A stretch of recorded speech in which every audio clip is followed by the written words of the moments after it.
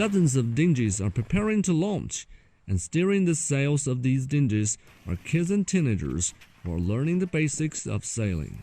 I really like sailing, and I started in the summer of 5th grade, which is like 2 years ago, I think. And I first got into it because I just wanted to go to a summer camp with my friends. And then I found out that this was a very interesting sport that needed your skill and concentration and a lot of techniques and stuff. I am kind of nervous and afraid to be sailing, but slowly I realized actually it's really fun to go around on the ocean, and it feels free. Yeah, I think people were really helpful.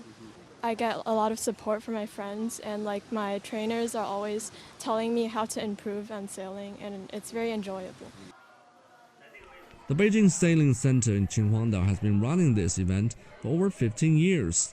The center says the 180 students in this week's camp are among the 1,138 young people enrolled in summer sailing courses this year. That's a huge jump in students compared to 2012, when they only had 56 children who signed up.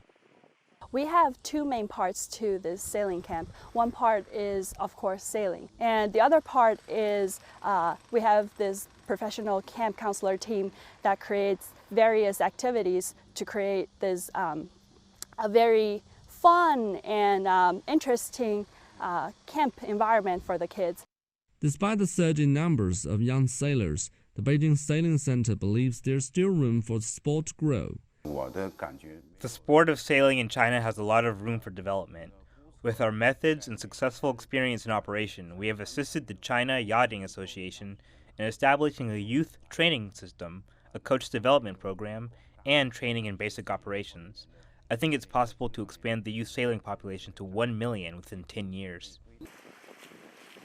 Qinhuangdao's long coastline has made it an ideal hub for sailing.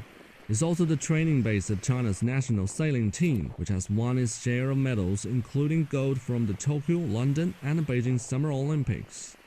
In June, the Chinese Yachting Association set up its northern headquarters here. A few years ago, we planned to make Qinhuangdao the core area for sailing and windsurfing, mainly based on several considerations. One is high-quality natural resources, such as coastline of more than 100 kilometers.